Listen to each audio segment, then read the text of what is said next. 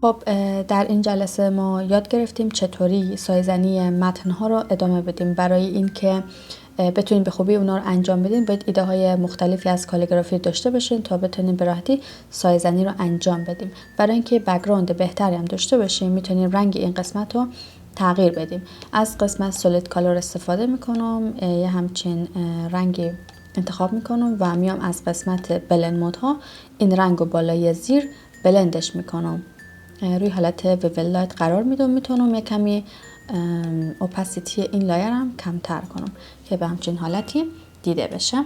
این بود از درس امروز. امیدوارم درس جذابی براتون بوده باشه و بتونید کالیگرافی خیلی خلاقانه ای را درست کنید.